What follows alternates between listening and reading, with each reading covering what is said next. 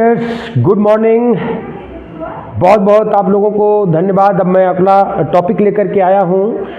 उसका टॉपिक का नाम है field craft and battle craft, क्षेत्र एवं युद्ध कौशल। वेरी इंपॉर्टेंट टॉपिक है। इससे क्वेश्चंस पूछते हैं हर बार। सी के लिए बहुत क्वेश्चंस पूछा जाता है, बी के लिए भी ऑब्जेक्टिव टाइप में क्वेश्चंस पूछा जाएगा। सो आप कैडेट्स इस वीडियो से जुड़े रहिएगा शुरू से अंत तक। मैं इसको 3 पार्ट में बना करके आपके सम्मुख भेजूंगा। आज का पहला पार्ट जो है उसमें हम बात करते हैं कि फील्ड क्राफ्ट बैटल क्राफ्ट होता क्या है, उसके एम क्या है, उसके घटक क्या है, इसके बारे में अध्ययन करेंगे। उसके बाद फिर हम आपको नेक्स्ट वीडियो में और सारी चीज़ों को बताएंगे। तो सो आप भी देखिए और अपने दोस्तों को भी शेयर करिए, ज़्यादा से ज़्यादा लोग आगामी एग्जाम के लिए इसको पढ़े। तो सबसे पहले हम बात करेंगे कि field craft and battle craft, जिसको हिंदी में क्षेत्र एवं युद्ध कौशल कहा जाता है, फील्ड एंड बैटल क्राफ्ट कहा जाता है, जिसको शॉर्ट फॉर्म में अगर हम बात करें तो FCBC के नाम से भी जाना जाता है। FCBC के नाम से जाना जाता है।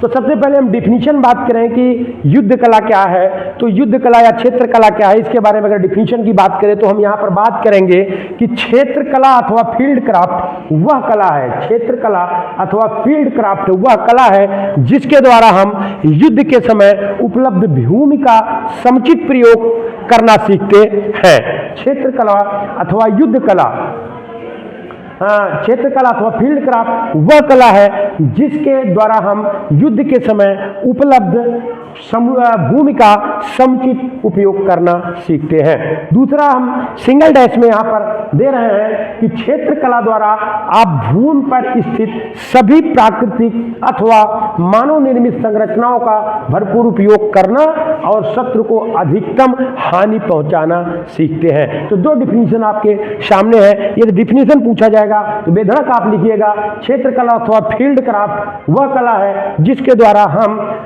हम युद्ध के समय उपलब्ध भूमि का समुचित उपयोग करना सीखते हैं। किस प्रकार से हमको भूमि का उपयोग करना है, ढालदार भूमि है, समतल भूमि है, उबड़ खाबड़ भूमि है, तो उसका उपयोग किस हिसाब से, या जंगल है तो उसका हम किस हिसाब से उपयोग करेंगे, ये बात यहाँ पर आती है। दूसरा जो परिभाषा हम देते हैं कि क्षेत्र कला द्वारा आप भूमि पर स्थित, क्षेत्र कला द्वारा भूमि पर स्थित सभी प्राकृतिक अथवा मानव निर्मित संरचनाओं, प्राकृतिक अथवा मानव निर्मित संरचनाओं का भरपूर उपयोग करना और शत्रु को अधिकतम हानि पहुंचाना सीखते हैं। जैसे हम मान लीजिए जंगल में हैं तो हम उस जैसा छलावरण हमको करना पड़ता है। अपने सिर पे हम क्या करते हैं, जो वहाँ की झाड़ियाँ हैं उसका तोड़ करके उसके पत्ते लगा लेते हैं। उसी तरीके से हम ड्रेसेस पहन लेते हैं और ड्रेसेस पहन करके आगे हम जो है युद्ध करते हैं। या हम जो बंकर बनाए होते हैं या जो हम वहाँ पर और भी आड़ बनाए होते हैं वहाँ पर रुक करके हम क्या करते हैं, युद्ध को समुचित प्रयोग करते हैं और दुश्मन को क्षति पहुँचाते हैं। तो 2 प्रकार के ये परिभाषा हमारे सम्मुख यहाँ पर आता है। अब बात आती है कि क्षेत्र कला के उद्देश्य क्या है। एम आपके जो है क्या है, aim of field craft, aim of field craft क्षेत्र कला के उद्देश्य। यहां पर हम बात करेंगे एम ऑफ फील्ड क्राफ्ट, क्षेत्र कला के उद्देश्य। तो 5 उद्देश्य फील्ड क्राफ्ट के हम आपको यहां पर दे रहे हैं, उसके बारे में बता रहे हैं। नंबर 1 हम बात करेंगे तो वो है 5 उद्देश्य में से नंबर 1 उद्देश्य है गोली चलाना, जिसको अंग्रेजी में हम फायर कहते हैं। क्या कहते हैं? फायर कहते हैं। गोली चलाना यहाँ पर कहा गया है। शत्रु को गोली मार करके उसको हताहत करना, शत्रु को गोली मारकर हताहत करना, ये चीज वहां पर हो गया कि गोली मारना। इसके आगे लिखेंगे शत्रु को गोली मारकर हताहत करना, नुकसान पहुंचाना। दूसरा हम यहाँ पर बात करेंगे मूर्ख बनाना फूल, जिसको छलावरण कहते हैं। अर्थात हम ऊपर से कोई जहाज वगैरह या बमबारी के लिए जा रही तो हम क्या करते हैं, पत्तियों को, घास फूस को लगा लेते हैं, छुप जाते हैं, यानी हम उनको क्या करते हैं, बेवकूफ बनाते हैं। या हम अपने गाल पे और वेशभूषा थोड़ा सा बदल लेते हैं तो हम क्या करते हैं, मूर्ख बनाते हैं। अर्थात अपने दुश्मन को छलावरण के माध्यम से अर्थात जो है मूर्ख बनाते हैं, उनको भ्रमित करते हैं और युद्ध में आगे के लिए। तीसरा बात आता है पीछा करना, जिसको अंग्रेजी में फॉलो कहते हैं। तो पहला फायर, दूसरा फूल, तीसरा फॉलो, पीछा करना। तो पीछा करना अर्थात हम दुश्मन का पीछा करते हैं, धीरे धीरे उनका तोड़ते हैं और उसके बाद हम उनको नुकसान पहुंचाते हैं। चौथा है फंसाना, फिक्स, फिक्स करते हैं, फंसाते हैं, अर्थात अपने जाल में उनको धीरे धीरे क्या कर लेते हैं, फंसा लेते हैं। उसके बाद उनको ज़्यादा से ज़्यादा कैजुअलिटी पहुंचाते हैं, हताहत करते हैं। और फिर बात आती है ढूंढना, जिसको बोलते हैं फाइंड। क्या बोलते हैं? फाइंड, ढूंढना, अर्थात दुश्मन को धीरे धीरे छुप करके ढूंढना और उनको ज्यादा से ज्यादा नुकसान बनाना। तो आपने देखा 5F की बात हम करेंगे यहां, 5F, 5F, F F F F F, अर्थात fire, fool, follow, fix, find. Fire, fool, follow, fix, find. Fire, fool, follow, fix and find. और हिंदी में बात करेंगे गोली चलाना, मूर्ख बनाना, पीछा करना, फंसाना और ढूंढना। ये 5 जो है हमारे उद्देश्य आते हैं। जब उद्देश्य की बात आएगी तो आपको ये 5 लिखना है। तो आपका यहाँ पे डेफिनेशन हो गया और उद्देश्य हो गया। हम बात करेंगे कि क्षेत्रकला में निपुण होने के लिए कौन से आवश्यक गुण की जरूरत है। अगर हम क्षेत्रकला में निपुण होंगे उसमें किस आवश्यक गुण की जरूरत होती है, तो हम बात करेंगे सबसे पहले शारीरिक ज्ञान। हमको अपना, जिसको अंग्रेजी में बोलेंगे फिजिकल फिटनेस। भाई अगर फिजिकल फिटनेस नहीं है, शारीरिक ज्ञान आपको नहीं है कि आपकी कैपेसिटी कितनी है, आप किस आधार पर युद्ध कर सकते हैं, कितनी कैपेसिटी आपको रनिंग की है, कितना उछलने का है, कितना कूदने का, कितना आप स्ट्रगल करने का, तभी तो आप कर पाएंगे। तो सबसे पहले है फिजिकल फिटनेस, उसका मतलब शारीरिक क्या है, ज्ञान। दूसरा है शस्त्र ज्ञान, वेपन ट्रेनिंग। वेपन ट्रेनिंग ये मायने रखता है, वेपन ट्रेनिंग, कि आपको कि शस्त्र का ज्ञान कितना है, आपने प्रशिक्षण कितना प्राप्त किया है, कैसे आपको जो है युद्ध में अपने शस्त्र के हिसाब से आपको लड़ना है, तो वो आपको हो गया वेपन ट्रेनिंग, शस्त्र ज्ञान। तीसरी बात होती है बुद्धिमत्ता, इंटेलिजेंसी, अंग्रेजी में बोलेंगे इंटेलिजेंसी, बुद्धिमत्ता। इंटेलिजेंस यानी आपके पास कितनी बुद्धि है और किस बुद्धि का प्रयोग करके आप युद्ध कौशल को सीख करके युद्ध को, यानी जो टास्क दिया गया उसको पूरा कर रहे हैं, तो आपका यह है बुद्धिमत्ता। अगली बात जो हम करेंगे यहाँ पर, चौथा पॉइंट की बात करेंगे, वो है डिसिप्लिन, अनुशासन, जिसको अंग्रेजी में डिसिप्लिन बोलते हैं। तो अनुशासन, कि आप किस हिसाब से डिसिप्लिन में रहना है। अगर आप डिसिप्लिन में नहीं रहेंगे तो युद्ध कभी भी आप जीत नहीं सकते। क्यों? क्योंकि अनुशासन में रह करके ही आदमी आगे बढ़ सकता है, अपने सही अंजाम को पूरा कर सकता है। उसके बाद आती है पांचवी जो बात आती है वो मानसिक योग्यता, मेंटल एबिलिटी। क्या बोलते हैं? मेंटल एबिलिटी, मानसिक योग्यता, कि आपकी जो मन स्थिति है, आपकी जो मानसिक क्षमता है, उसकी क्या योग्यता है, आपकी क्षमता कितनी है और किस आधार पर आप उस युद्ध के दौरान अपने आप को प्रस्तुत करते हैं। अगला पॉइंट जो छठा आता है, उत्तम दृष्टि। उत्तम दृष्टि, जिसको अंग्रेजी में बोलते हैं फार साइटेडनेस, साइटेडनेस, फार साइटेडनेस, उत्तम दृष्टि। अर्थात कहते नहीं कि काक चेष्टम बकोधयानम, कि कौवे की तरीके से चेष्टा और बगुले के तरीके से ध्यान। तो सबसे बड़ा युद्ध कौशल में होता है कि ध्यान और धैर्य, ये दोनों आपको जबरदस्त होनी चाहिए, तभी आप जो है दुश्मन को हताहत कर पाएंगे। तो है उत्तम दृष्टि, जिसको बोलते फार साइटेडनेस। उसके बाद आती है भू अध्ययन की योग्यता। भाई आपको जमीन और मैप, ये दोनों अध्ययन अगर नहीं होंगे, कि आपको जमीन का अध्ययन नहीं होगा, वो आपको मैप का अध्ययन नहीं होगा, तो आप कोई भी युद्ध या किसी भी टास्क को पूरा नहीं कर पाएंगे।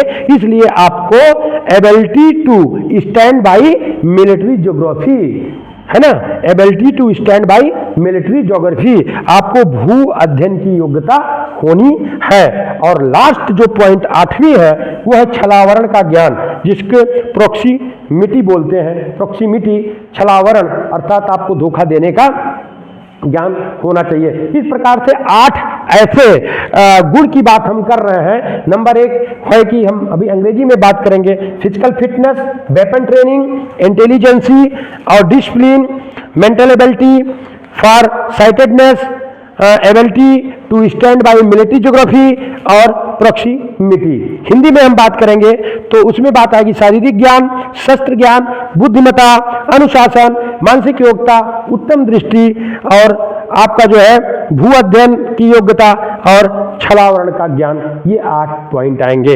तो हम सो कैडेट्स आपको फिर से ध्यान दिलाना चाहते हैं, क्षेत्रकला अथवा फील्ड क्राफ्ट हुआ है जिसके द्वारा हम युद्ध के समय उपलब्ध भूमि का समुचित उपयोग करना सीखते हैं। क्षेत्रकला द्वारा हम भूमि के सभी प्राकृतिक अथवा मानव निर्मित संरचनाओं का उपयोग करते हैं और शत्रु को अधिकतम हानि पहुंचाते हैं। तो आप स्क्रीनशॉट ले लीजिए, उसके बाद फिर हम आपको आगे पढ़ाते हैं। हम लोगों ने फील्ड क्राफ्ट, बैटल क्राफ्ट के डिफिनीशन के बारे में पढ़ा, हम लोगों ने उनके उद्देश्य के बारे में पढ़ा और उसके लिए फील्ड आवश्यक गुण के बारे में पढ़ा। अब हम लोग बात करेंगे कि क्षेत्रकला के मुख्य अवयव या घटक क्या हैं।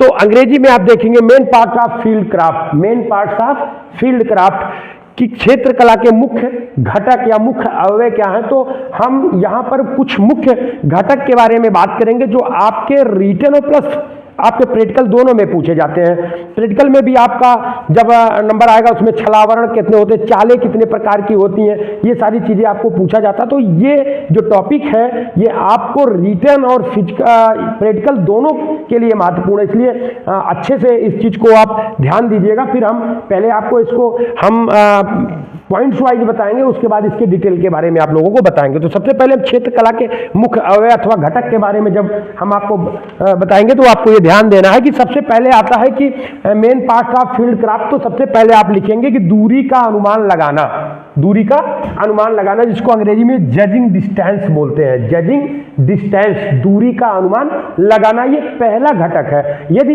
क्वेश्चन 5 नंबर के आ गए कि आपको क्षेत्रकला यानी फील्ड क्राफ्ट के 5 पार्ट लिखिए या फील्ड क्राफ्ट के 3 पार्ट लिखिए या फील्ड क्राफ्ट के कितने घटक होते हैं, कितने पार्ट होते हैं, ऐसा क्वेश्चन आएगा तो आपको केवल यही लिखना है, आपको डिटेल नहीं लिखना है। यदि आपको आ गया कि दूरी का अनुमान लगाना क्या है या कितने प्रकार का होता है, तब आपको उसके डिटेल में लिखना है, उसके बारे में भी बताएंगे। पहले हम आपको एक जगह पे पांचों का बताते हैं, घटक बताते हैं, उसके बाद हम 1 बाय 1 करके सबको अब हम बताएंगे। तो सबसे पहले अगर बात आता है क्षेत्रकला के मुख्य घटक या अवयव, main parts of field craft, तो सबसे पहले आएगा दूरी का अनुमान लगाना, जजिंग डिस्टेंस। याद रखिए दूरी का अनुमान लगाना, जजिंग डिस्टेंस। दूसरा है आड़ लेना, जिसको अंग्रेजी में टैकिंग कवर्स बोलते हैं, टैकिंग कवर्स बोलते हैं कि आड़ लेना। तीसरा आता है छलावरण अथवा छलाव, छलावरण अथवा छलाव, वेरी वेरी इंपॉर्टेंट छलावरण अथवा छलाव है, जिसको अंग्रेजी में कैमोफ्लेज बोलते हैं, कैमोफ्लेज एंड ए कंसेलमेंट की बात यहां पर करेंगे, कैमोफ्लेज एंड कंसेलमेंट, छलावरण अथवा छलाव की बात करेंगे। तो तीसरा नंबर, पहला दूरी का अनुमान लगाना, जजिंग डिस्टेंस, दूसरा आड़ लेना, टैकिंग कवर्स, तीसरा है छलाव, कैमोफ्लेज एंड कंसेलमेंट। और आपका आता है लक्ष्यों का पहचान अथवा संकेत देना, वेरी वेरी इंपॉर्टेंट, लक्ष्यों का पहचान करना कि हमको कहां पे गोली चलानी है, कौन सा लक्ष्य हमारा है, उसका पहचान कर लेना और उसके बाद जो है संकेत देना अपने दोस्तों को या अपने जो है जो आपके अधीनस्थ हैं उनको संकेत देना है, उनको करना है। तो लक्ष्यों को पहचानना, संकेत करना है recognition and indication of target, recognition and indication of target कि टारगेट को आप क्या करना, पहचानना और उसके बाद पीछे संकेत देना। और अब ये 5वां हो गया गोलीबारी एवं चालें, गोलीबारी फायर हो गया एंड मूवमेंट, चालें कौन सी चलनी है, चीता चाल चलना है, भूत चाल चलना है, कौन सा चाल यहाँ पर चलना है, वो बातें हैं। और उस सिग्नल से ही पड़ता है कि हमारा जो टुकड़ी है वो कौन सी चाल चलेगी ताकि दुश्मन तक आसानी से पहुंच सके। और लास्ट आता है क्षेत्र संकेत, जिसको फील्ड सिग्नल बोलते हैं, बहुत ही इंपॉर्टेंट ये फील्ड सिग्नल है। तो कैडेट्स आप देखेंगे क्षेत्रकला के मुख्य अवयव घटक में जैसे पूछे जाएगा क्षेत्रकला का मुख्य घटक, तो 5 प्रकार से 6 प्रकार यहां पर लिखेंगे। पहला दूरी का अनुमान लगाना, दूसरा आड़ लेना, तीसरा छलावरण अथवा छलाव हो गया, चौथा लक्ष्यों का पहचान था संकेत देना, 5वां गोलीबारी और चालें, और छठा है क्षेत्र संकेत, अंग्रेजी में बात करें judging distance, taking cover, camouflage and concealment, और आपका है recognition and the indication of target, फिर है फायर एंड मूवमेंट्स, फिर है फील्ड सिग्नल्स। ये है। अब हम बात करेंगे दूरी का अनुमान लगाना। तो सबसे पहले दूरी का अनुमान लगाना हम लोग पढ़ेंगे। कैडेट्स अब हम बात करेंगे कि दूरी का अनुमान लगाना, जजिंग डिस्टेंस, इसके बारे में हम बात करेंगे। तो इसके बारे में हमारे पास 5-6 पॉइंट्स हैं। इसके अगर मान लीजिए आ जाता है कि दूरी के अनुमान लगाने के 3 तरीकों को लिखिए या दूरी के अनुमान लगाने के 5 तरीकों को लिखिए, तो आपको 5 नंबर का होगा तो 5 तरीकों को लिखना है, जबकि 6 तरीके होते हैं दूरी का अनुमान लगाने का। सबसे पहले हम बात करेंगे मापक इकाई विधि, यूनिट ऑफ मेजरमेंट मेथड, मापक इकाई विधि। दूसरा हम लेंगे आभास विधि, तीसरा हम लेंगे ब्रैकेटिंग विधि जिसको ब्रैकेटिंग मेथड बोलते हैं, चौथा हम सेक्शन औसत विधि लेकिन सेक्शन एवरेज मेथड लेंगे, 5वां हम लिखेंगे परिचित दूरी के रेंज मेथड बोलते हैं, के रेंज मेथड, और छठा हम बात करेंगे आधी दूरी विधि, हेल्विंग मेथड की बात करेंगे। तो आइए हम सबसे पहले बात करते हैं कि मापक इकाई क्या होता है। मापक इकाई विधि वह विधि है कि जिसमें हम एक पैमाने की बात करते हैं, एक मापक की बात करते हैं। जैसे 100 गज का हमने ले लिया कि 100 गज की दूरी की बात की है कि 100 गज है, तो 100 गज गुणे कितना कितना है, मान लीजिए 3 है तो हम 3 गुणे कर दिए 300 गज पर है। तो इस तरीके का एक पैमाने में हम बात करके उसका एक गुणांक निकालते हैं कि भाई 100 गज के में हम डिवाइड कर दिए तो 100 गुणे 3 बराबर 300 गज की दूरी पर वो है। तो ये हो गया मापक इकाई विधि, जो कि हम सरल मापक के रूप में जो है गुणांक करके देखते हैं। तो ये तो आपका मापक इकाई विधि हो गया। दूसरी जो सबसे बड़ी बात यहाँ पर है वो है आभास विधि, जिसको हम एफिशिएंस मेथड्स बोलते हैं, एफिशिएंस मेथड बोलते हैं। इसमें पूछा जाता है कि आभास विधि में क्या है, या शॉर्ट आंसर क्वेश्चन भी पूछा जाता है कि शरीर स्पष्ट हमको कितनी दूरी पर दिखाई देता है, हमको शरीर का ऊपर भाग पतला कितने गज पे दिखाई पड़ता है, हमारा शरीर एक बिंदु के रूप में कितने गज पर दिखाई देता है, हमारा शरीर का निचला भाग कितने गज पर पतला दिखाई पड़ता, तो वो हम बात करेंगे। तो ये नोट करने की बात है कैडेट्स। यहां पर आप करिए 100 गज की दूरी पर अगर हम बात करें 200 गज की दूरी पर, तो शरीर के सभी भाग स्पष्ट दिखाई पड़ते हैं। अगर 200 गज की दूरी पर हम निशाना लिए हुए हैं तो शरीर का जो पूरा भाग है वो क्या होगा, स्पष्ट हमको ऊपर से नीचे दिखाई पड़ेगा। आंख, नाक, कान, गला, हाथ पैर हमारा कहां पर है। अगर हम 250 गज की बात करेंगे तो घुटने पर बैठा व्यक्ति राइफल के 4 साइड टिप से क्या होगा, ढक जाएगा। यानी घुटने पर बैठा कोई व्यक्ति है, घुटने पर बैठा हुआ है, तो राइफल का जो 4 साइड टिप होता है उससे क्या होगा, ढक जाएगा, जिससे हमको पता चल जाएगा ये आदमी 250 गज के दूरी पर है। अब हम 300 गज की दूरी पर बात करेंगे तो चेहरा धुंधला दिखेगा। 300 गज पे हम स्पष्ट नहीं पहचान पाएंगे। चेहरा क्या होता है 300 गज पर, हमको धुंधला दिखाई पड़ता है। तो जब धुंधला दिखाई पड़े तो हम समझ लेंगे कि लगभग वो 300 गज के दूरी पर दुश्मन है। हम बात करेंगे 400 गज पर, तो चेहरा नहीं पहचाना जा सकता। मतलब हमको चेहरा 300 पे धुंधला दिखेगा, लेकिन 400 पर हमको चेहरा नहीं पहचान सकते। आकृति दिखेगी लेकिन चेहरा हम पहचान नहीं सकते कौन है। और 500 गज की दूरी पर कंधों के ऊपर का भाग अधिक पतला दिखाई पड़ता है, यानी ये भाग हमको क्या होता है, पतला दिखाई पड़ता है, वो 500 गज की दूरी पर होता है। और 600 गज की दूरी पर सिर एक बिंदु की तरह और कंधे के नीचे का भाग पतला दिखाई पड़ता है। एक बिंदु की तरीके से हमारा सिर दिखाई पड़ेगा और पतले के भाग नीचे दिखाई पड़ेगा। इसलिए कभी कभी शॉर्ट टाइप में question fill in the blanks जब देते हैं तो कहेंगे सिर डॉट डॉट कि कंधे के नीचे का डॉट डॉट दिखता है कितने गज की दूरी पर, 600 गज पे, या सिर एक बिंदु की तरह तथा कंधे पतले दिखते हैं डॉट डॉट कितने गज की दूरी पर, डॉट डॉट गज की दूरी पर, यानी 600 गज की दूरी पर। या दिया चेहरा धुंधला दिखता है डॉट डॉट कितने गज की दूरी पर, 300 गज की दूरी पर, या 400 गज की दूरी पर, या 500 गज की दूरी पर कंधे का कौन सा भाग पतला दिखता है या पतला दिखने लगता। तो ऐसे क्वेश्चंस आपके फिल इन द ब्लैंक्स में भी पूछ सकते हैं, करेक्शन में भी पूछ सकते हैं कि जैसे 250 घुटनों पर बैठा व्यक्ति जो है राइफल टिप से करता है, यस ट्रू और फॉल्स, ट्रू और फॉल्स, इसी से क्वेश्चंस बनते हैं, ट्रू और false, fill in the blanks, और आपके जो ऑब्जेक्टिव टाइप के इसी से बनते हैं। तो सो कैडेट्स, आप अगर आ गया कि दूरी का अनुमान लगाना, जजिंग डिस्टेंस कहाँ पे है, तो आप लिखेंगे निम्न विधि है, मापक इकाई विधि हमने बता दिया, आभास विधि हमने बता दिया। आभास विधि में ये आपके जो है 6 विधि हमने आपको बता दिया कि 600 मीटर तक क्या हमारा जो है। अगला हम बात करेंगे ब्रैकेटिंग विधि, जिसको बोलते हैं ब्रैकेटिंग मेथड, जिसको हम बोलेंगे क्या, ब्रैकेटिंग मेथड। इसमें अधिकतम और न्यूनतम, जो अधिकतम दूरी है और जो न्यूनतम हमारी दूरी है, दोनों का अनुमान लगाकर उसका औसत निकाल लेते हैं कि भाई अधिकतम दूरी हमारी कितनी है और न्यूनतम दूरी कितनी है, और उसका जो है अनुमान लगाओ, औसत निकाल लीजिए, तो आपका जो है वो ब्रैकेटिंग विधि हो रही है। अब आता है सेक्शन औसत विधि।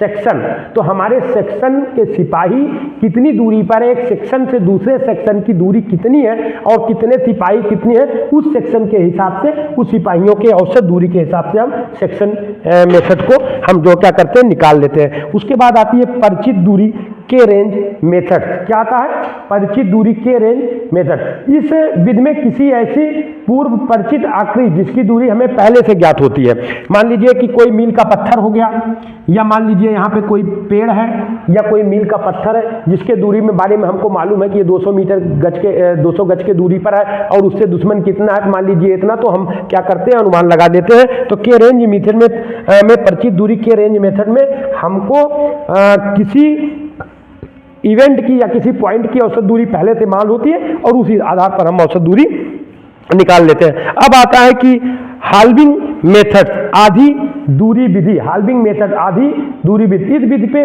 मात्र लक्ष्य की आधी दूरी का अनुमान लगाकर उससे दोगुना कर लेते हैं। मान लीजिए लक्ष्य हमारा जो है वो 200 मीटर पर है, तो उसके दूना कर दिया हमने 400, या मान लीजिए 400, उसका हाफ कर दिया हमने 200 अनुमानित पे है। तो ये प्रकार की विधि है। तो दूरी का अनुमान लगाना, जजिंग मेथड, दूरी अनुमान, इसकी बात हमने की। मापक इकाई विधि, आभास विधि, ब्रैकेटिंग विधि, सेक्शन औसत विधि, परिचित दूरी और आधी दूरी।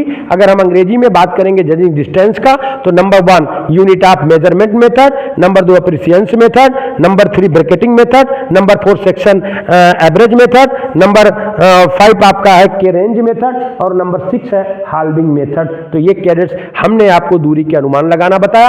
अब बाकी हम नेक्स्ट जो है आपको एपिसोड में, नेक्स्ट वीडियोस में आपको आगे लेके चलेंगे। आप इसको ध्यान से पढ़िए, इसके संबंधित क्वेश्चंस भी आपको बताएंगे। बाकी भी बहुत सारा चीजें बाकी है, सेक्शन फॉर्मेशन और उसके बाद जो है ग्रेड वगैरह हम के बारे में आपको हम बताएंगे। सो वीडियो से आप जुड़े रहिए। Thank you.